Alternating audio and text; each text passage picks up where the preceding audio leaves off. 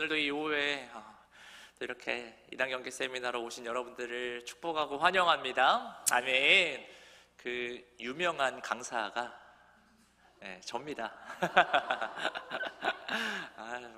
제가 오전 예배 잘 못 드려가지고 어떻게 광고하시는지 모르겠는데 소문이 막 이렇게 그 유명하신 강사님을 모셨다고 그러셔가지고 이름이 똑같은 분이신 줄 알았대요.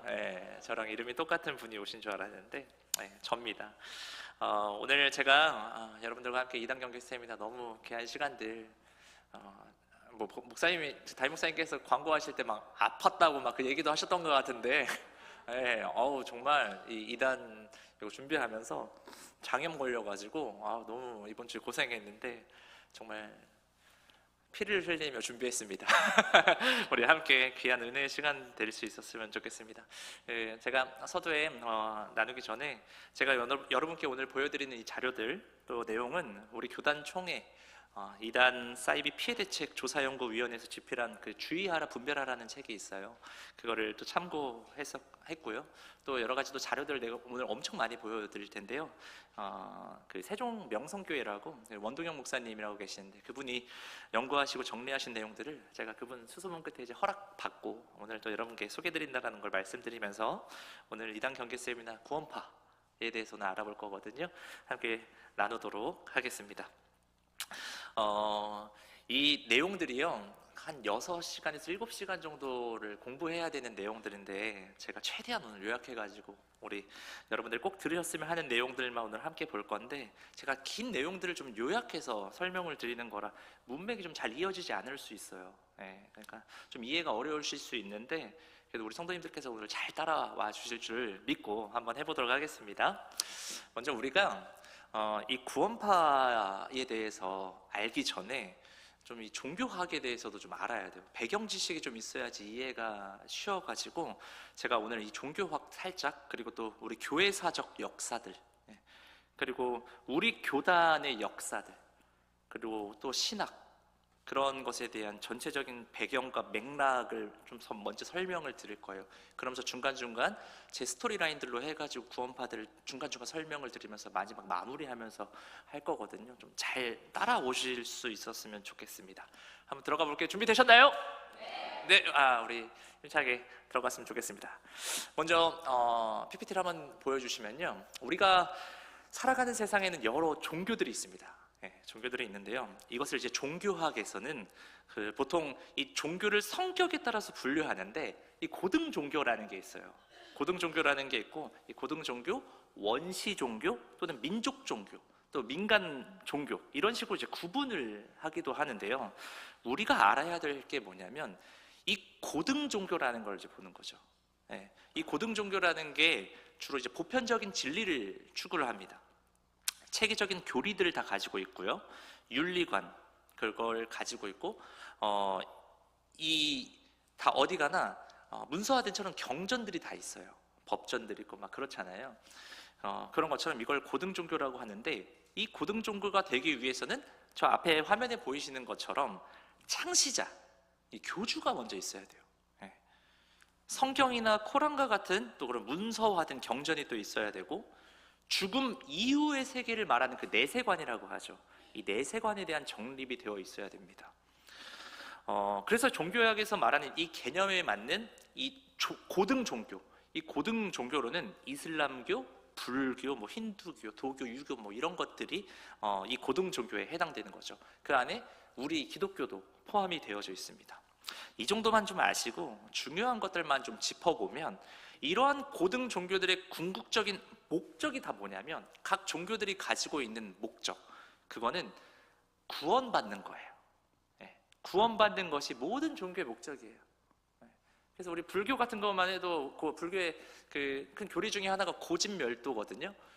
고통의 원인은 집착이고 그걸 멸하기 위해서는 도를 쌓아야 돼요. 이제 그게 바로 무아라고 그 사람들 해가지고 아무것도 가지지 않으려고 하는 거죠.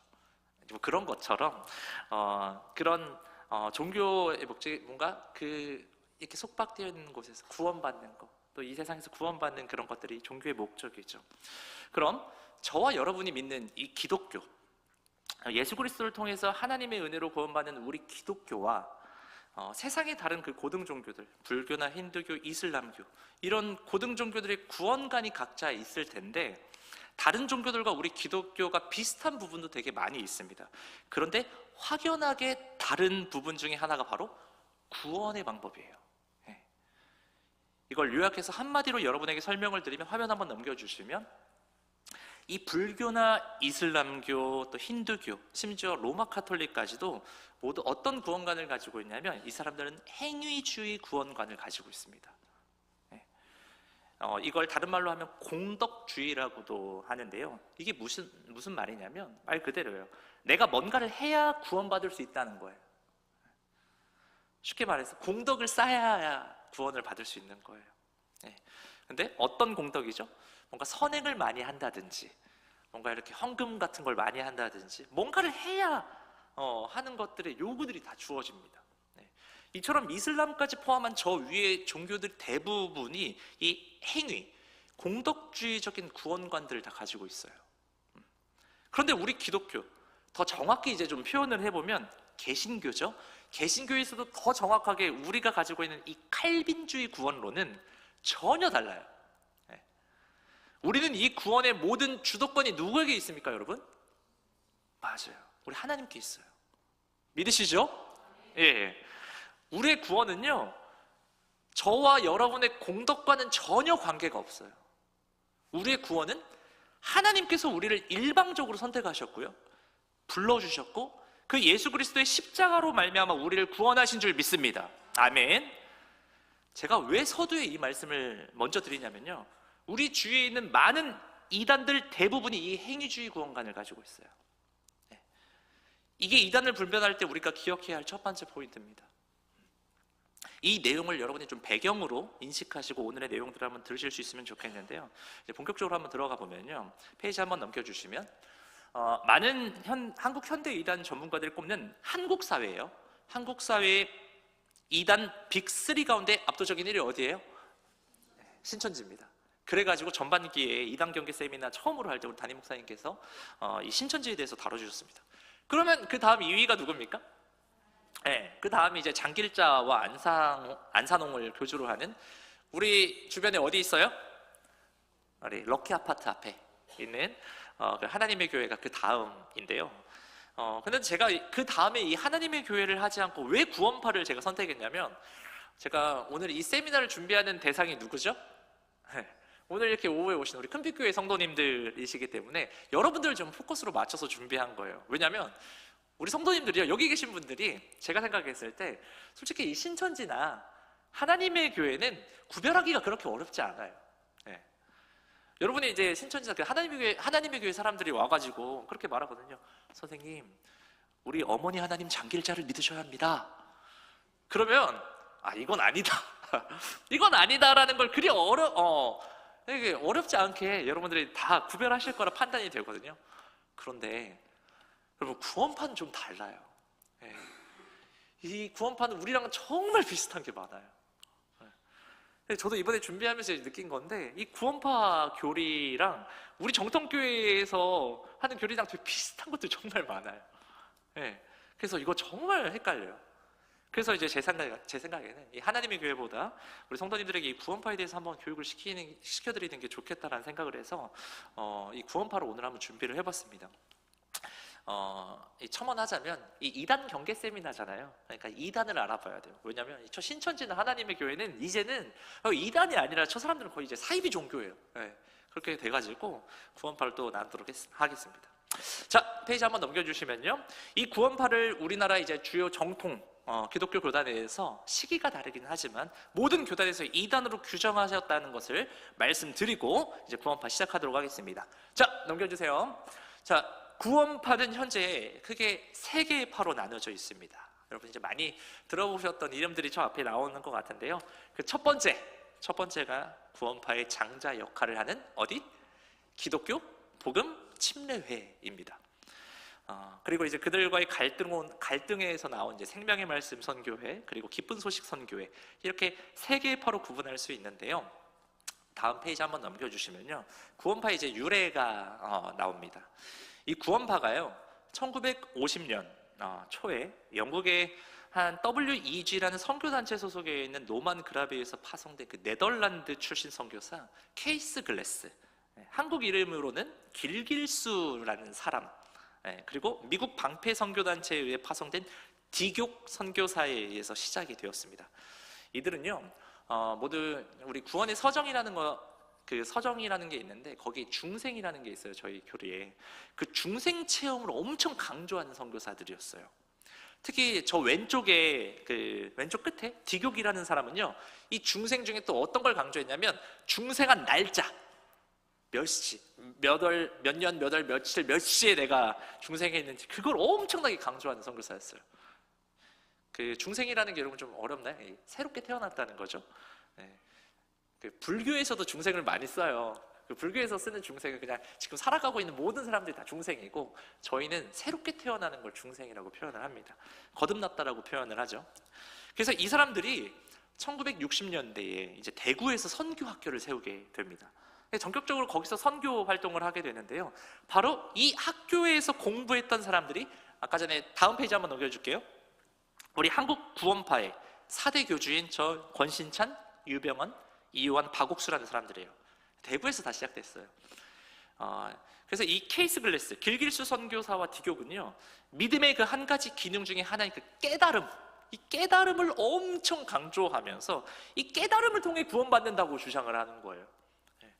이게 무슨 말이냐면, 내가 뭔가 이 진리를 그냥 깨달은 거예요. 야, 이거 진짜 예수님이 구주시네. 그렇게 깨닫고 내가 확신해요. 그러면 난 구원받은 사람. 그래서 우리가 소위 이제 우리도 구원의 확신이라는 말을 많이 우리도 쓰거든요. 근데 이 구원의 확신의 주체가 이들은요, 구원의 확신의 주체가 원래 하나님으로 가는 게 정통이에요. 근데 이 사람들은 자기의 직접 깨달음이 주체인 거예요. 심리적인 확신으로 가요. 이게 우리랑 되게 비슷한 단어를 써서 그런데 완전히 다른 거거든요. 주체가 달라지면. 여러분 혹시 그 초대교회 이단 사상이었던 영지주의라고 많이 들어보셨죠? 이 사람들의 이 생각이, 그 구원파의 이 생각이요, 이 초대교회 이단인 영지주의적 사상의 영향을 다 받은 거예요. 왜냐하면 이 자기 확신으로 구원을 확신한다는 건 하나님의 주권을 무시하는 거거든요. 그렇기 때문에 이게 구원론적으로 문제가 되는 겁니다. 그래서 또 이 구원파는 여기서 더 나가가지고 이제 단회적 회개, 우리 저기 오른쪽 위에 나오죠? 단회적 회개라고 해가지고 그냥 인생에 딱 한 번의 그 회개, 그냥 한 번 딱 깨닫고 한 번 회개하면 이걸 이제 중생이라고 하는, 아무튼 그때 한 번 회개하면 이제 끝난 거예요. 또 회개할 필요 없다는 거예요. 또 한 번 회개했으면 끝난 거야. 더 회개하지 마. 이게 뭐냐면 이 교리가 우리 정통교회의 그 정통신학인 그 구원의 서정 중에 성화의 과정을 무시하는 모습이거든요. 성화, 예수님 닮아가는. 그래서 이 구원파에서는 저렇게 한번 깨달음을 얻은 날 회개하고요, 그리고 나서 또 회개하잖아요. 또 회개하면 지옥 간다 그래요. 그렇게 주장을 합니다. 그런데 여러분, 우리가 예수님 믿게 되고 달라지잖아요. 달라지고 난 뒤에 죄를 또 짓습니까? 안 짓습니까? 죄 짓잖아요. 죄 지으면 그때마다 우리 뭐 해야 돼요? 회개해야 돼요. 그래서 페이지 한번 넘겨주시면 바울도요, 이 로마서 7장 19절에서 25절 통해서 믿음으로 의롭다고 인정받았음에도 불구하고 의롭게 살지 못하는 지금의 나의 모습, 그 상태를 고백하면서 디모데전서 또 1장 15절에서는 내가 과거에 죄인이었다라는 것이 아니라 현재도 죄인이라고 계속 말을 해요. 그렇게 하면서 매일 이 죄의 문제를 해결하기 위해서 매일 내 삶을 점검하고 또 회개하고 그 성령님의 내주하심을 소망해야 한다는 것을 성경 전체적으로 계속적으로 말해주고 있거든요. 그런데 구원파의 아까 그 교리에 의해서 얘기를 하면 또 회개하면 지옥 간다? 그러면 한번 넘겨주시면 그 사람의 말하면 방금 이 사도 바울도 구원받지 못하는 거거든요. 이건요, 명백하게 성경의 가르침에 위배되기 때문에 우리 정통 교단들로부터 이단으로 정죄받게 된 겁니다. 그러면 이런 잘못된 이단적 신학을 가지고 살아가는 사람들의 삶의 열매를 보면요, 그들이 진짜 잘못됐구나, 이 사람들 진짜 이단이구나 드러나는 모습들이 다 나와요. 열매를 보면 그 나무에 뭘 볼 수 있어요? 그 종자가 뭔지를 알 수 있는 것처럼 이들의 삶을 보면요, 구원파에 대해서 이 사람들이 왜 이게 잘못됐는지에 대해서 또 더 알 수 있게 되는데요. 먼저 이 구원파의 첫 번째 단체가 바로 이제 기독교 복음 침례회, 한번 넘겨주시면 기독교 복음 침례회입니다. 자기들 말로는 이제 구원파의 장자교단이라고 말하죠. 아무튼 이 기독교 복음 침례회는 저기 앞에 위에 보이시는 권신찬 씨로부터 시작이 되었는데요. 이 권신찬 씨는 어렸을 적에 그 길길수 선교사의 영향을 받고 어떻게 된 건지 모르겠지만 이 사람이요, 예장 통합 측, 저희가 합동 측이죠, 통합 측, 저희 정통교단의 목사 안수를 받은 사람이에요. 네, 목사 안수를 받았습니다. 그런데 이 사람의 설교나 그 사상이 이단적인 것을 우리 선배 목사님들이 발견을 하신 거죠. 그러면서 1961년에 총회에서 이단으로 정죄를 받게 됩니다. 그래서 목사 면직 처분을 받게 돼요. 그런데 이 사람이 어떻게 이제 회개하고 어떻게 또 다시 살아나서 목회를 하게 됐어요. 그때부터 이제 극동방송 같은 데 나가서 이제 막 기존 교회들을 엄청나게 비판하기 시작합니다. 기존 교회 예배들을 엄청 비판하고요, 그리고 11조 하는 거 엄청 비판하고, 새벽 예배 왜 하냐 하면서 비판하고, 장로 제도가 있는 걸 되게 비판하고, 그러면서 구원파 교리를 막 강조하기 시작합니다. 그래서 이제 그때부터 1985년부터 해서 2008년까지 모든 정통교단으로부터 이단으로 정죄받게 되는 거죠. 그런데 문제가 이 권신찬 씨가 빨리 이단으로 규정되고 정죄받았어야 됐는데, 여러분 우리 총회에서요, 누군가를 이단으로 정죄하고 규정하는 데에는요 엄청난 시간과 역량들이 필요해요. 그러는 사이에 이 권신찬이라는 사람이 자기 세를 더 넓히기 위해서 막 자기 딸이 있었는데, 그래도 그 구원파에서 공부 잘하고 똑똑한 사람을 데리고 와서 자기 사위로 삼게 됩니다. 그 사람이 누구죠? 네, 이 사람은 여러분들이 또 많이들 아시는, 그게 바로 유병원 씨예요. 네. 이 유병원 씨가 바로 저 권신찬 씨의 사위예요. 아무튼 이 권신찬 씨가 자기 후임으로 이 유병원 씨를 세우려고 사람들 앞에서 이 사람을 엄청나게 이제 띄워주게 되거든요. 엄청나게 띄워주는데 뭐라고 소개를 하냐면, 이 유병원 목사는 하나님의 입이다. 이 사람은 하나님의 입이라는 칭호를 붙여줬대요. 아무튼 그렇게 하나님의 입을 가진 사람이 정말 하나님의 말씀을 잘 대원하고 말씀대로 잘 살려면 좋겠지만, 이 사람이 어떤 사람이었냐면 자기 욕심에 가득 찬 사람이었습니다. 그래서 그 잘난 머리로 교회 돈 가지고 자기 사업한 거예요. 그래서 이 사람이 목회할 때 목사님이라는 말보다 사장님이라는 말을 더 많이 들었대요. 우리 어른들 중에 이제 아시는 분들이 좀 계실 것 같은데, 1970년대 사무 트레이딩이라고 있었다며요. 사무 트레이딩을 인수한 사람이 이 유병원 씨입니다. 그리고 그 사업을 키워가지고 1980년대에 주식회사 세모라는 회사가 있었다며요. 그 세모라는 회사를 가지고 전두환 정권 때 컴퓨터 사업, 조선 사업, 막 유람선 사업으로 아주 부귀영화를 누린 것 같아요. 그러다가 어떤 일이 발생하냐면 1982년 오대양 사건이라고 아시죠? 오대양 사건, 32명이 집단 자살한 사건. 우리 그 SBS 꼬꼬무라는 방송 아시죠? 거기에서도 방송되었던 그 오대양 사건에 관련된 인물로 수배되고 지배되면서 4년간 교도소에 복역되게 됩니다. 근데 이런 사람이 또 세상에 나와가지고요, 청해진 해운을 소유하게 됩니다.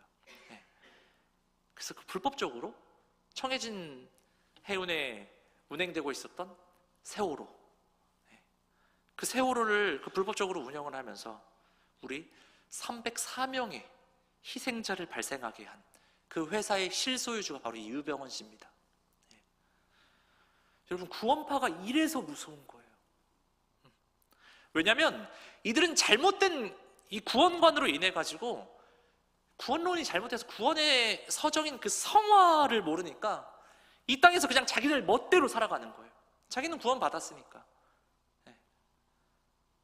그렇게 이 유병원 씨가 많은 이들을 죽음으로 내몰고 2014년 그 세월호 관련 수사당국이 수사를 피해 도망가다가 변산체로 발견되게 됩니다.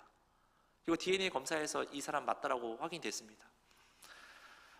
다음 슬라이드 한번 보여주시면요, 어쨌든 이렇게 이 유병원 씨가 저 기독교 복음 침례회라는 교단과 그 교회를 운영할 때요, 자기 사업에 막 교회 돈을 가져다가 쓰면서 그 안에서 큰 갈등이 발생하게 됩니다. 그래서 그 갈등이 결국 폭력 사태까지 일어나게 돼요. 그 과정에서 저 가운데 보이시는 이요한 씨, 본명이 이복칠이라고 하더라고요. 예. 이 이요한 씨와 함께 갈라져 나온 5천 명의 성도들, 얼마나 새가 컸으면 5천 명이 이제 나오는데, 그 5천 명의 성도들이 함께 나와서 만든 교단이 바로 그 생명의 말씀 선교회라는 겁니다. 다음 슬라이드 한번 넘겨주시면요, 이 이요한 씨 그래도 뭔가 정의로워 보이지 않습니까? 왜 교회 돈을 저렇게 사업하는 데 쓰냐 하면서 유병원 씨랑 갈등해가지고 그 사람이 어떻게 보면 구타당해가지고 나오는데 되게 정의로워 보이잖아요. 그런데 이 일로 교회가 분열되어서 자기들이 새로운 교단을 만들어 온 게 이제 대한예수교 침례회라는 건데, 근데 여러분, 이 사람들요 다 똑같은 사람들이에요. 이 사람들도 뭐 그렇게 해가지고 정의로운 척해서 나갔는데 다 똑같은 사람들인 게 뭐냐면, 이 이요한 씨도 어떤 식으로 사기를 치셨냐면, 세대주의 저희 종말론이라고 해서요, 이제 곧 예수님 오신다는 말들을 엄청 하는 거예요. 이렇게 막 설교할 때 예수님 이제 막 오신다. 그래서 신도들로 하여금 계속 예수님 오신다고 하면 여러분 되게 불안하거든요, 성도들이. 이 불안감을 조성해요.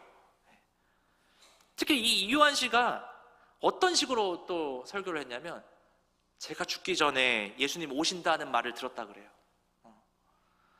그래서 신도들로 하여금 헌금을 엄청 착취하게 됩니다.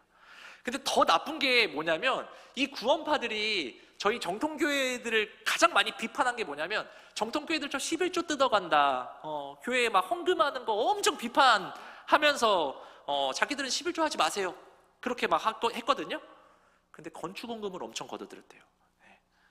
그래서 어떤 식으로 또 말하냐, 은행 원금은 안 갚아도 돼요, 주님 재림 때까지 이자만 갚으면 된다고 하면서 이제 예수님 곧 오시니까 교회에 다 헌금하게 하는 그런 사기를 칩니다. 네. 참 여기에 너무 미혹되는 사람들 너무 안타깝지 않습니까, 여러분? 근데 여기 이렇게 미혹된 사람들이 누굽니까, 여러분? 우리 아중미 이웃들이에요. 네. 여러분, 이 생명의 말씀 선교회 우리 전주에 어디 있습니까? 유일요고 앞에 있는 전주교회가 바로 이 생명의 말씀 선교회 이요한파에 속한 구원파 교회예요. 네. 거기 성도들 많은 거 아시죠, 여러분? 교회도 되게 크고 제 고등학교 친구도 거기 2명이나 있습니다. 네. 다 우리 이웃들이잖아요. 너무 안타깝지 않습니까? 제가 한번 알아봤어요. 전주 근교에 4개 있어요. 4개. 한번 사진 보여주실래요? 보여드릴게요. 전주 북북교회라고 해가지고 삼례 IC 앞에 지나가면 저렇게 잘 지어놨어요. 네. 제가 거기 지나가면서 어떤 교회가 이렇게 잘 지어놨길래 보니까 저기 북북교회더라고요. 구원파 교회거든요. 근데 왜 그러냐면 제가 너무 놀란 게, 저 북북교회가 저희 삼봉지구의 상가에 있었어요. 네. 상가에 있었는데 부흥해가지고 건축해가지고 저렇게 갔어요. 네. 실제로 제가 지나가면서 봤는데 되게 잘 지어놨어요. 되게 이뻐요. 그리고 이제 전주 남북교회라고 해서 저기 평화동에 있는데 거기도 그렇고, 전주 동북교회라고 해가지고 봉동에 있습니다. 네. 다 저희 집 근처에 많더라고요. 네. 어쨌든 제가 다니면서 어쨌든 이 근교에는 이렇게 4교회가 이렇게 있습니다. 여러분 참고하시면 좋겠고요. 그 다음 교회 한번 보도록 하겠습니다. 마지막 이제 기쁜 소식 선교회인데요. 이 박옥수 씨, 이 기쁜 소식 선교회는 우리가 조금 주의 깊게 봐야 되는 구원파 교단이에요. 왜냐하면 이 사람이 영향력이 엄청 세요. 예. 이 사람이 1962년 10월 7일 자기가 이제 회심했다고 하는 그 날짜를 굉장히 강조합니다. 몇 시 몇 분까지 막 나와요. 그래서 이 구원의 날을 말할 수 없으면 구원받은 것이 아니다라는 그런 이상한 교리를 만들어서 전했던 사람이에요. 근데 이 교리들 여러분 많이 들어보셨죠? 예, 유명하니까 그래요. 예. 그런데 이게 우리 한국에서 엄청 많이 먹혔어요, 우리 정통교회 성도들이. 그래서 많이 넘어가셨습니다. 그리고 이 박옥수 씨가 말을 정말 잘하나 봐요. 성경 강의를 너무 잘해서 그런지 이 언변 때문에 사람들이 엄청나게 많이 따르고, 특히 젊은 층들이 엄청 많이 따랐어요. 그래서 국제적으로 이 청소년 활동을 엄청 많이 했는데요. 여러분 아시는 분 계신지 모르겠는데 다음 화면 한번 넘겨보시면 IYF라고 인터내셔널 유스 펠로우십이라고 해서 국제 청소년 연합이라는 게 있어요. 이게 바로 기쁜 소식 선교회, 이 박옥수 씨가 만든 2000년에 만들었어요. 2000년에 만든 위장 국제단체입니다. 예. 이 단체가 이 청소년 해외봉사 문화행사 막 표방하는데 실질적으로는 구원파 선교단체예요. 예. 근데 문제는 뭐냐면 이 단체가 국내적으로 굉장히 큰 단체예요. 생각보다 영향력이 있는 단체예요. 이런 걸 하면서 청년들을 엄청 유입한 거예요.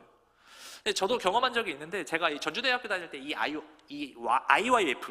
IYF가 제가 속해 있는 그 기독교 동아리방, 그 같은 층에 이 동아리방이 있었어요. 그때. 그래서 사람이 되게 많이 있었거든요, 청년들이. 대학생들이 너무 안타까웠었죠.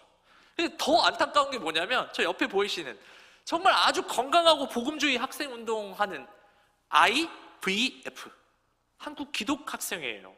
이 IVF라는 그 선교단체는 정통 복음주의 그 캠퍼스 선교단체인데 1877년에 영국에서 시작된 단체입니다. 그래서 한국이 1953년부터 시작돼서 너무 귀한 역할들을 감당하는 선교단체인데, 저 IYF, 저 구원파가 너무나도 악랄한 게 이 IVF랑 비슷한 철자를 써가지고 너무 비슷하죠. 네. IVF, 이 V하고 Y하고 너무 헷갈리니까 잘못 알고 그냥 IYF 들어가는 거예요, 우리 청년들이. 네. 그래서 조심해야 돼요. 그래서 저 IYF 때문에 전국에 엄청나게 많은 대학생들이 구원파에 들어가게 됩니다. 아무튼 우리 성도님들 중에서도 이 박옥수 씨 이름은 많이 들어보셨을 것 같아요. 왜냐하면 우리 전국적으로 이 사람이 너무나도 활발하게 활동해가지고 저도 기억나는데, 우리 전주 시내버스 광고판에 저 박옥수 씨 말씀 사경회 한다고 많이 붙어 있었던 거 저도 기억이 나는데요. 우리 전주에 어디 있는 줄 아십니까? 네, 맞습니다. 우리 전주역 옆에, 또 우리 기린중학교 옆에 우리 이용근 장로님 사무실 있는 그쪽에 간판도 걸어놓고 사진 한번 보여드릴게요. 준비해왔습니다. 저렇게 돼 있어요. 되게 잘 지어놓고 간판도 어떻게 그렇게 잘했는지 정말 탁 튀어요. 네, 딱 전주에 저기 하나 있습니다. 네, 잘 해놨습니다. 아무튼 이 대표자들이 서로 싸우고 갈라져가지고 자신들만의 교단을 세우고 모두 침례라는 이름을 공통적으로 사용하다 보니까, 또 아까 IVF 한국기독학생회와 마찬가지로 또 피해를 보고 있는 게 바로 정통 침례교단이에요. 정통 침례교단이 이 구원파들 때문에 엄청나게 피해를 많이 봐요. 잠시 제가 보여드릴게요. 우리 정통 침례교가 그 두 가지가 있어요. 기독교 한국 침례회랑 한국 성서 침례교회 저게 있는데, 나머지 저기 대한예수교 침례, 성경 침례교회, 기독교 복음 침례, 저거 다 이단입니다. 다 이 구원파 계열들 이단입니다. 너무 비슷하죠? 뭔지도 몰라요, 잘 모르면. 그래서 저렇게 있다라는 거 좀 기억해 주시고요. 그렇다면 이들은 도대체 어떤 신앙을 가지고 있는 건가? 좀 더 좀 구체적으로 한번 이들을 살펴볼 건데요. 이게 중요한 게 이들의 사상적 뿌리가 거의 동일합니다. 그래서 이 사상적 뿌리 역할을 한 인물이 바로 디귿이라는 사람인데요. 한번 넘겨주시면, 저분입니다. 이 디귿이라는 사람이요, 초대교회 이단이었던 그 영지주의 사상의 그 영향을 엄청 받은 사람인데요. 그러다 보니 이 구원파의 교리 곳곳에 이 영지주의 사상의 신학들이 스며들어 있습니다. 여러분, 영지주의가 뭐냐면, 한 장 더 넘겨주세요. 한자로는 이 영지주의가 영적인, 그러니까 초월적인 그런 영자를 써요. 그리고 지자는 알지 쓰는 거죠. 그러니까 이거를 어떻게 볼 수 있죠? 비밀스러운 지식, 특별한 깨달음, 이런 것들을 추구하는 사람들인 거죠. 그러니까 이 영지주의의 구원과는 예수 그리스도를 통한 구원이 아닌 특별한 깨달음을 통해서만 구원을 얻는다고 또 말하거든요. 그래서 이들은 또 헬라 사상인 영육 이원론이라고 해가지고요, 우리가 가진 이 몸, 이 육신을 아주 하찮게 여기고 불결하게 여깁니다. 그래서 하나님이신 예수님이 그 성자 하나님이 인간의 몸으로 오셨다는 걸 믿지 않아요. 강하게 부정합니다. 하나님이 절대 이 불결한 육신에 오실 수 없다라고 주장을 하는 거죠. 그래서 이런 영지주의가 가진 구원론은 우리 정통신학의 구원의 서정인 회개, 그리고 이 성화를 부정하게 되는 겁니다. 그래서 이미 깨달음을 얻은 사람은 더 이상 죄와 상관이 없다고 주장하는 거예요. 그러니까 회개하지 않고 이 땅에서 방탕하게 산다든지, 아니면 아주 금욕적으로 어딘가에 숨어가지고 살아가는 극단적인 삶을 살아가게 되는 거죠. 잘못된 신학이 이런 모습을 나타내게 되는 거예요. 그래서 이들의 이런 모습은요, 십자가에서 예수 그리스도의 그 순환과 부활을 부정하는 것인데, 이 사상을 가진 그 거짓 교사들이 초대교회 안에 들어와서 초대교회 공동체를 크게 파괴하는 결과를 가져오게 됩니다. 그래서 오늘 본문에서도 이러한 이단들 때문에 요한 사도가 이런 말을 하는 거예요. 우리 한번 요한일서 4장 1절에서 3절 한번 다시 한번 읽어보면서 갔으면 좋겠습니다. 우리 한번 읽어볼까요? 시작! 사랑하는 자들아,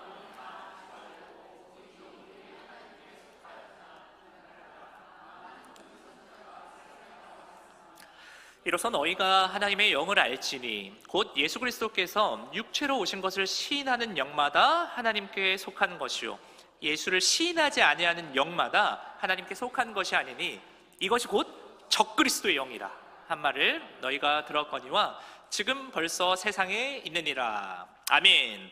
그러니까 그 기독교 이단들에게 있어서 이 영지주의는요, 거의 이단의 원조격이라고 할 수가 있습니다. 문제는 이 2000년 전에 발생한 영지주의 사상이 오늘날 이단들에게도 여전히 강하게 영향을 미치고 있다는 거예요. 다음 페이지를 한번 보시면요, 이 초대교회 당시에 이 영지주의자들의 대표적인 지도자 가운데 한 사람이 케린투스라는 사람이었어요. 근데 이 사람은요, 성령에 의해 동정녀 탄생을 부정합니다. 이게 무슨 말이냐면, 예수님이 이 땅에 태어나신 것이 성령으로 잉태되셨죠? 우리 신앙 고백하죠? 성령으로 잉태되사. 근데 이 성령으로 잉태된 게 아니라 아버지 요셉과 마리아의 성관계로 인해서 태어났다라고 주장을 해요. 결국 예수님을 우리와 전혀 다를 바 없는 그 존재로 격화시키는 거죠. 또한 이 케린투스가요, 성자 하나님이 예수라는 인물이 세례요한에게 세례를 받잖아요. 그때 비둘기가 임하고 이렇게 역사하시는 그 장면들을, 그때 예수님이 비둘기 모습으로 잠깐 임했다가 십자가에서 죽기 전에 그 영이 떠났다고 말을 하고 주장을 합니다. 괴상한 이야기죠. 그리고 당시 거짓 교사들이 예수님을 부정하려고요, 예수님을 인정 안 하려고 또 뭘 주장하냐면 가연설을 주장했는데요. 가연설이 뭐죠? 가연설은 가짜가 나타났다는 거예요. 가짜가 나타났다는 거. 그래서 예수님께서 하신 모든 그 이적이나 가르침이 실제가 아니라 환영이다, 헛개비다라고 주장을 합니다. 잘못 본 거다. 혹시 우리 이곳에 계신 여러분들께서 예수님이 이 땅에서 행하신 모든 것이 인간이 지어낸 소설이라고 믿으시는 분 없으시죠? 네, 그러시면 안 됩니다. 그러니까 지금 현대의 이단들이 갑자기 이게 생겨난 게 아니라 예수님이 오시고 난 후부터 지금까지 이들이 그 사상의 영향을 이어가며 오늘까지 온 것들이라는 걸 우리가 알았으면 좋겠어요. 그래서 우리가 우리나라의 역사도 알아야 하지만 우리가 믿고 있는 이 신앙의 역사도 그래서 우리가 알아야 돼요. 그래서 우리가 가지고 있는 이 신앙이 어떤 역사를 통해서 지금까지 왔는지를 공부하면 구원파가 우리와 어떻게 다른 길을 걸어왔고 다른 생각을 하고 있는지를 우리가 알 수가 있습니다. 그래서 제가 이 시간에 한번 넘겨주시면요, 먼저 이 기독교의 구원론이 역사적으로 어떻게 정립되었는지 그 역사를 우리가 함께 공부해 볼 텐데, 우리 기독교의 구원론에는 크게 두 가지의 정통신학이 있다는 것을 보여드리겠습니다. 한번 더 넘겨주세요. 그게 바로 앞에 보이시는 칼빈주의와 알미니안주의의 신학이 있습니다. 이게 정통신학이에요. 우리 교회가 속해 있는 교단은 어떤 주의의 신학을 따르고 있을까요? 맞습니다. 너무 잘하십니다. 우리는 칼빈주의 신학을 따르고 있습니다. 이 신학을 바탕으로 우리가 저희 목회자들이 다 설교하고 여러분들을 교육하는 거예요. 우리는 구원에 있어서요, 하나님의 이 절대 주권, 저기 딱 한 문장으로 저희의 교리는 딱 저거 하나라고 뽑을 수 있는데요, 하나님의 절대 주권, 그 하나님의 무조건적인 선택과 예정하심으로 우리가 구원을 은혜로 받게 된다고 믿고 있습니다. 우리는 그걸 믿습니다. 그런데 이 알미니안주의자들은 구원론에 있어서 인간의 자유의지, 그러니까 인간의 선택이 중요하다고 생각합니다. 구원에 있어서 인간의 선택이 되게 중요하다. 달라요. 인본주의와 신본주의거든요. 이 두 입장이 역사적으로 계속적으로 부딪혀 왔어요. 그래서 우리 다음 페이지를 한번 보시면요, 이 사상의 역사를 정리해 놓은 건데요, 우리 칼빈주의의 첫 시작은 어디일까요? 첫 시작은 당연히 성경입니다. 성경입니다. 근데 이것을 각 시대마다 이제 문서화시키고 공식적으로 정립한 큰 인물들이 있었어요.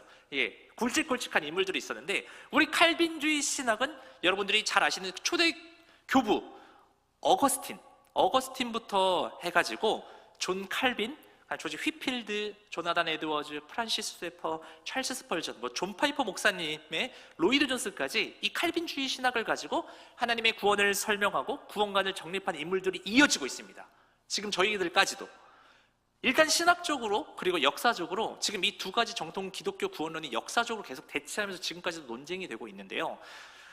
저는 제가 이 칼빈주의 장로교단의 목사이기도 하고, 또 저는 결론적으로 우리 장로교의 신학인 이 칼빈주의가 정통이고 이게 성경적이라고 저는 믿습니다.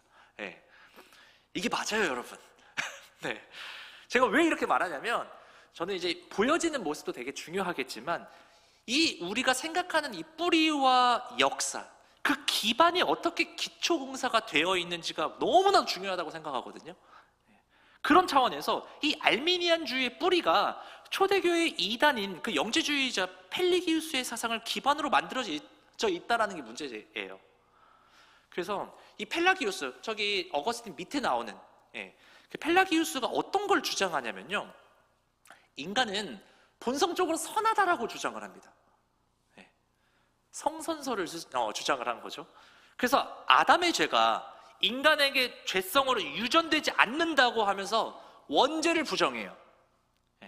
그리고 인간의 자유의지로 인간은 스스로 선을 선택할 능력이 있다고 하면서 이 사람은 어떻게 주장하면 하나님의 은혜 없어도 인간이 자유의지로 우리가 선을 행하고 구원에 이를 수 있다고 주장을 해요. 아주 인간 중심적인 사람이죠. 인간을 아주 높게 평가하는 사람입니다.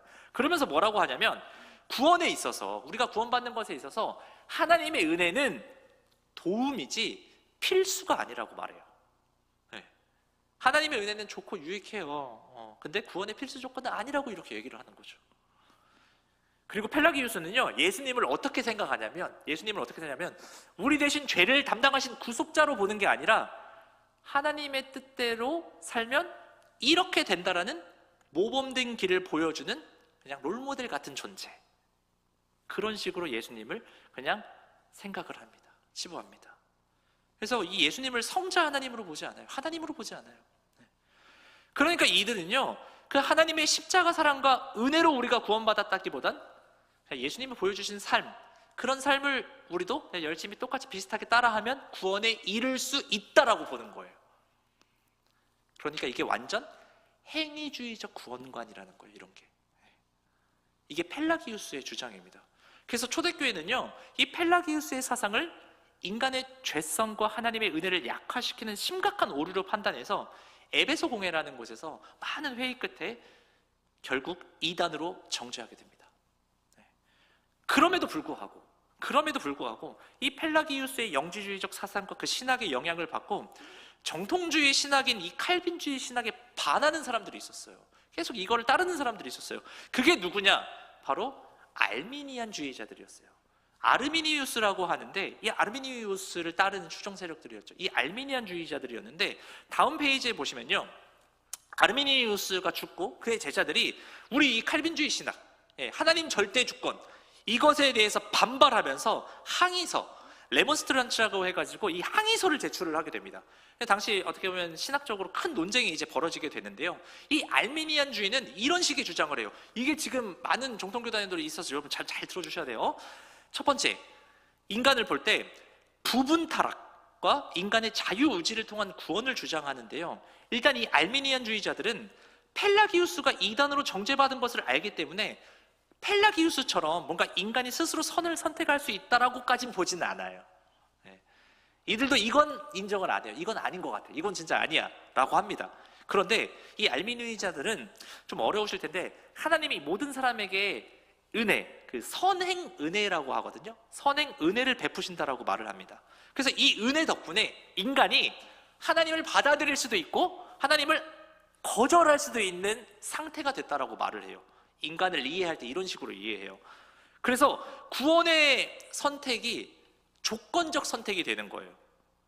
근데 여러분, 우리 칼빈주의는 어떻죠? 우리는 하나님의 무조건적인 선택입니다. 하지만 아르미니우스, 이 알미니안주의는 이렇게 말을 하죠. 여러분 이거 정말 잘 들으셔야 돼요. 이거 정말 헷갈리는 부분인데 논쟁도 많고 잘못 이해하시면 여러분 큰일 납니다. 제가 설명하는 게 지금 알미니안주의, 이 도르트 총회에서 이게 비성경적인 오류라고 지적한 교리예요. 저 예지예정이라고 나와 있잖아요. 저 예지예정과 조건적 선택은 하나님은 믿을 사람을 미리 아시고 그들을 선택하신 거다. 그러니까 이 말은 뭐냐면 구원의 선택, 우리 장로교가 말하는 예정론은 무조건적인 선택인데 그게 아니라 알미니안주의는 조건적인 선택이다라는 거예요. 이건 하나님이 이 사람이 나중에 믿을 사람이라는 걸 이제 알고 그 믿을 자기 때문에 조건적으로 선택한 거다. 와, 이거 어려울 수 있는데 그래요. 그러니까 예수님께서 십자가에서 받은 이 고통은 모든 인류를 위한 거예요. 구원은 다 완성하셨고 인간들 중에 믿음으로 반응한 사람들에게만 작용하는 것이다라고 이제 말을 하는 거예요. 그러니까 중요한 건 구원의 주체가 누구에게 있냐? 이 사람들은 인간에게 있어요. 네. 그러니까 인간이 선택하는 거예요. 내가 구원받으면 내가 받고 난 안 받을 수 있어. 그러면서 뭐가 나오냐면 가항적 은총이라는 게 있어요. 그래서 구원을 인간이 저항할 수 있다라는 거예요. 그러니까 하나님께서 그 사람을 구원하시고 싶어요. 이 사람 구원해야 되는데 인간이 저 싫어요. 저 안 믿을 거예요. 저 구원 안 받을게요. 나 안 믿을래요 하면 안 받을 수 있는 거예요. 좀 이해하셔야 됩니다. 이게 우리 교회 안에서도 이런 알미니안주의와 같은 말씀하시는 분들이 있거든요. 네. 하나님이 이 모든 구원을 이루셨는데 여러분이 받아들이지 않으면 우리 하나님도 어떻게 하실 수가 없어요. 이게 알미니안주의적인 구원론이에요. 네. 그리고 이들의 구원론 중에 마지막이 이제 구원 상실론인데요.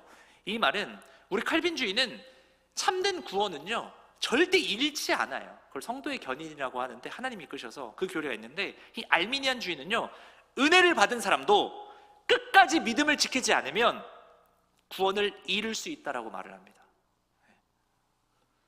그러니까 이들이 생각하는 구원의 주체는 인간에게 있는 거예요. 이게 우리 칼빈주의와 다른 겁니다. 저희 장로교단 이 칼빈주의는 구원은요 하나님께 전적으로, 구원은 하나님께서 전적으로 은혜로 끌어가시는 게 우리의 구원, 우리가 믿는 구원론이에요.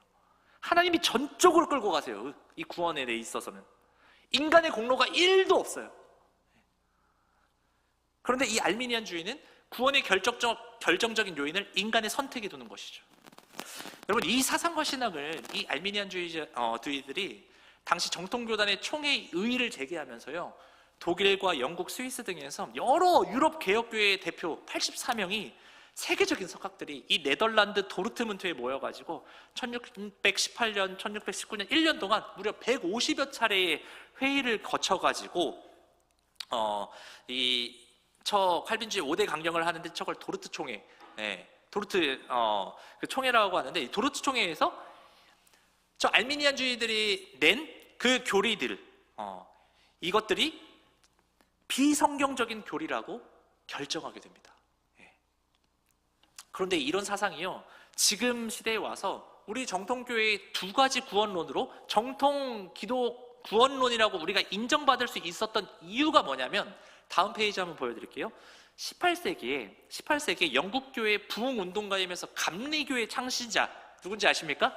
존 웨슬리라는 사람이거든요. 이 존 웨슬리라는 인물을 만나서 저 알미니안주의를 단순히 이론이 아닌 경건하고 실천적인 기독교 신앙으로 정착시키면서 정통 기독교 구원론으로 받아들여지게 돼요.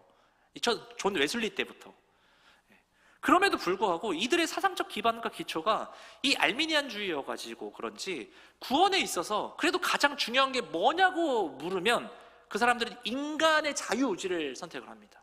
인간의 자유의지를 중요하게 생각합니다. 아무튼 이런 두 가지의 정통신학이 지금까지도 대치하고 있어요.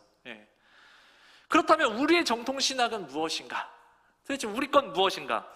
이것을 저 알미니안주의자들이 의의를 제기하면서 도르트회의에서 우리의 구원론에 대해서 정리를 했는데, 그게 바로 또 한 번 넘겨주세요. 아까 전 그 화면인데 그 첫 글자를 따서 튤립 강령이라고 하는 거예요. 강령, 튤립 강령이라고도 합니다. 어쩌다 보니까 이 5대 강령의 첫 영어 스펠링을 합쳐보니까 튤립이라는 단어가 돼서 별명을 지은 거예요. 이때 또 잘 들어야 돼요. 여러분 힘내세요. 이거 중요합니다. 이제 우리 거 구원론이에요. 칼빈주의 구원론. 첫 번째, 우리는 인간을 어떻게 바라보냐? 우리는 인간을 어떻게 보냐면, 우리는요 전적으로 타락한 존재예요. 우리는 전적으로 타락했어요. 선한 게 하나도 없어요. 인간은.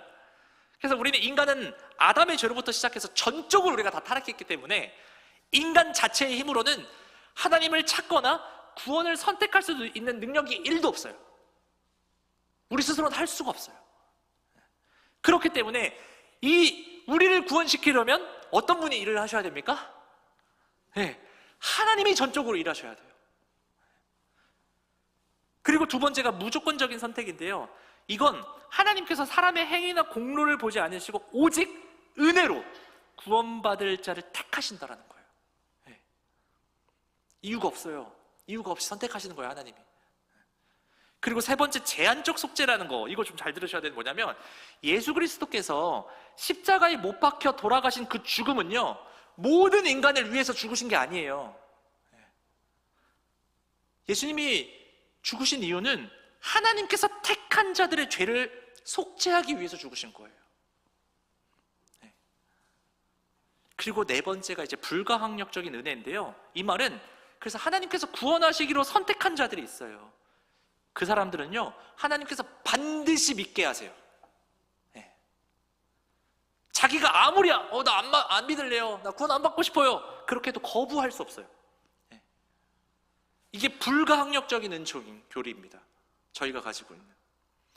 그리고 마지막 다섯 번째로, 하나님이 택하신 자는 일시적으로는 흔들릴 수 있어요.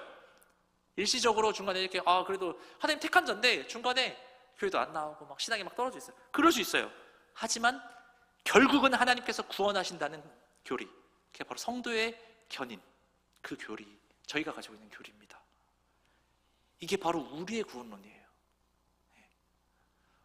이게 바로 철자를 다 따가서 튤립 교리라고 하는 겁니다. 칼빈의 5대 강령. 이게 우리 장로교의 핵심 교리고, 이 다섯 가지를 한 문장으로 표현하면 바로 하나님의 절대 주권이라고 하는 거예요. 이게 우리에게 가장 중요한 겁니다. 자, 페이지를 넘겨주시면, 그럼 이 칼빈주의 신학을 가지고 있는 우리 한국교회 이제 교단들, 그리고 알미니안주의의 신학을 가지고 목회하는 교단들은 어딘가 있는지를 보면요, 우리 칼빈주의에 있는 개혁교회들, 이 장로교단들이 다 우리 칼빈주의 신학을 가지고 있는 교회들입니다. 미국의 회중교회 남부 침례교가 이 칼빈주의 신학을 가지고 목회를 하시는 거고요, 알미니안주의는 이제 웨슬리안 교회라고도 합니다. 우리 한국에서는 감리교단이에요. 감리교단이 이 알미니안주의를 신학을 가지고 있죠. 그리고 이제 성결교, 구세군, 여러분들이 잘 알고 있는 이 순복음교회가 이 알미니안주의를 가지고 있습니다. 그 구원론 전통을 따르고 있죠. 아무튼 우리 교회가 속해 있는 교단은 어디다? 네, 칼빈주의 정통을 따르고 있다라는 것을 생각을 하시면 됩니다. 그래서 저희는 이 칼빈주의적으로 신학교에서 완전 무장이 됩니다. 네, 그렇게 해서 저희도 목회를 하는 거고. 근데 여러분, 이제 이게 그래서 감리교단의 순복음은 다 알미니안, 또 그렇게만 우리가 막 정죄할 수는 없는 게, 그분들은 그렇게 배우죠. 신학교에서 그렇게 배울 텐데, 제가 감리교단 목사님도 교제해보고 순복음교회 목사님도 교회하는데, 그분들이 되게 칼빈주의를 가지고 계신 분들도 되게 있어요. 네. 막 너무 막 정죄는 하시지 마시고, 네. 어쨌든 그런 경우가 있다. 이런 교단들이 이걸 따르고 있다라는 것을 기억해 주시면 좋겠고요. 이게 정통교회의 개신교회 구원론입니다. 자, 그럼 이제 우리의 구원론과 구원파의 구원론이 어떻게 다른지 마지막으로 이제 간단하게 정리하고 이제 마칠게요. 먼저 우리 교단, 개혁주의 신학이라고 저희 또 표현하거든요. 우리가 바라보는 이 구원의 서정은, 다음 넘겨주세요. 9단계로 이루어진다고 제가 자주 설명드리는 거예요. 맨 밑에 이제 해놨어요. 우리 개혁주의 신학이 가지고 있는 구원의 서정 9단계, 저렇게 우리가 있는데, 오늘 이제 위에 보이시는 우리가 정통 기독신학 구원론, 우리 정통 신학들이 가지고 있는 구원론, 이걸로 한번 설명을 드리면 크게 이 세 가지로 설명이 됩니다. 바로 첫 번째가 뭐죠? 칭의. 칭의가 뭡니까? 바로 의롭다고 불러주는 것이에요. 누가 그렇게 불러주는 거죠? 우리 하나님께서 예수 그리스도를 믿는 믿음으로 회개하고 예수님을 그리스도로 영접한 후에 의롭다고 부여받는 그 법률적, 법정적 의로움을 말을 하는 거죠. 우리 모든 인간은요, 최후 심판을 받게 됩니다. 그때 하나님의 은혜로 구원받은 자들은 그 심판대에서 의롭다 칭함을 받게 되는 것이죠. 근데 여기서 중요한 게 뭐냐면, 그 의롭다 칭함을 받은 자들이 인생을 살아갈 때, 나 이제 칭의 받았으니까 맘대로 막 살아도 된다? 그렇게 되면 구원파예요. 구원파 신앙인 거예요. 그런데 우리 바른 신학을 가지고 있는 사람들, 그 사람들은요, 저 뒤에 칭의 다음에 뭐가 있습니까? 성화. 이 성화의 과정을 살아가는 거예요. 성화가 여러분 뭡니까? 예수님을 닮아가는 삶. 예. 매일매일 우리가 삶을 살아가면서 예수님 닮아가려고 살아가는 삶 살잖아요. 예. 이렇게 우리가 오후 예배 나와가지고 여러분들이 이걸 듣고 있는 이유가 뭡니까? 예. 우리가 아름답게 그 하나님의 교회를 섬기고 매주 시간을 구별해서 예배를 드리고 기도하고 우리들의 삶의 현장에서 그 예수님의 말씀을 붙잡고 살아가려고 그 성화의 삶을 살아가기 위해서 지금 여러분 이렇게 열심히 예배드리고 하는 거 아니겠습니까? 예. 이렇게 살아가는 것이 성화의 과정. 이게 다 구원이에요. 구원을 이루는 거예요. 완전한 구원들이 이뤄가는 영화까지 가야 되는 거예요. 구원이 칭의에서 끝나는 게 아니에요. 성화의 과정과 영화까지 가는 게 이제 구원의 완성이거든요. 그런데 구원파이는 이 성화의 과정을 심각하게 왜곡하거나 없애버린다는 게 문제인 거예요. 이게 그래서 이단적인 거예요. 그리고 다음 슬라이드를 한번 보여드리겠습니다. 구원파는요, 저 죄사함과 거듭남의 비밀을 깨달아야지 구원을 받는다고 해요. 네. 근데 여러분, 우리 정통도 깨닫는 거 있어요. 네. 우리 깨닫게 됩니다. 예수 그리스도가 우리 구주라는 깨닫게 되는데 그것만 너무 강조하고 있는 거죠. 우리 정통신학의 구원은 어떻게 또 이루어지냐면 여러분 너무나도 유명한 이신칭이라는 말 다 아시죠? 네, 이신칭이. 이 말은 믿음으로 말미암아 의롭다 칭함을 얻게 되는 건데요. 그리고 우리는 이 성화와 영화의 과정이 있는데 구원파는 깨달음을 통해 구원을 얻고 그것이 그들의 영화의 완성이 돼버리는 거예요. 그러니까 구원파는 다음 페이지 한번 넘겨주세요. 깨달음이 죄사함과 거듭남의 이제 비밀이고 이 비밀을 깨닫는 그 순간에 구원이 이루어진다는 것인데 그리고 그걸 거듭남이라고 이들이 표현하는데 거듭나면 모든 죄가 씻어졌기 때문에 죄로부터 자유하다고 말하는 거죠. 그러니까 이들이 완전한 나는 의인이 되어졌기 때문에 더 이상 회개하지 않아도 된다라고 주장을 하는 겁니다.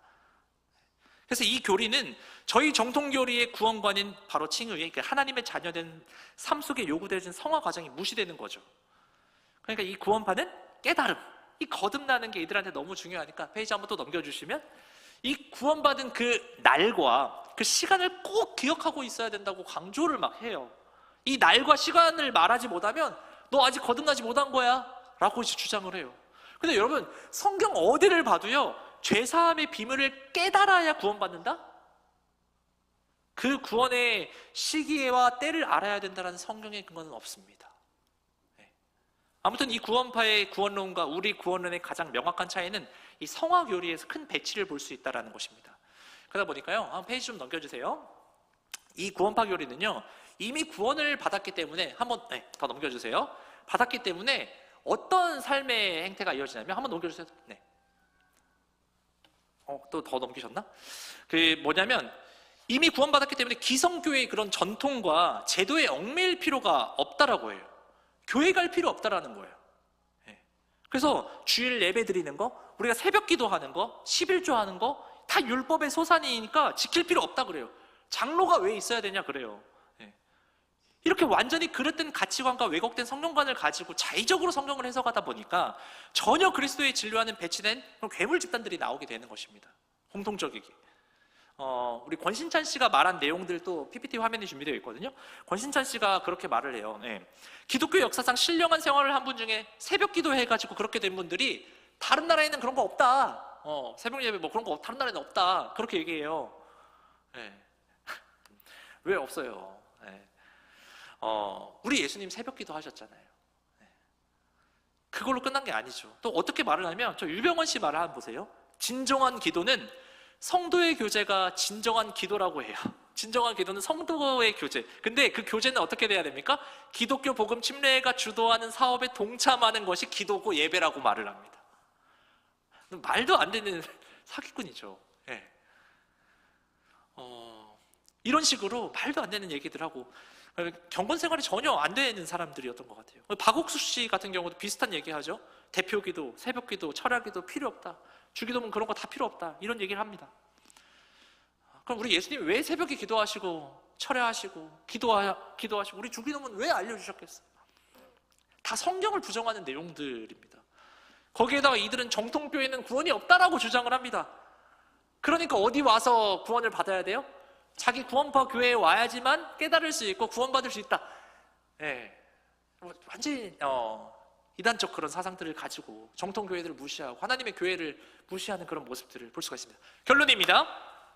이 모든 것을 통해 봤을 때 우리 그겁니다. 이건 이들의 주장, 이들이 말하는 그런 모습들, 이것들은요 다 주님의 몸된 교회를 대적하는 반교회적 교리를 주장하고 있는 모습이다 라고 결론을 지을 수 있을 것 같습니다. 그러므로 구원파는 여러분 이단입니다.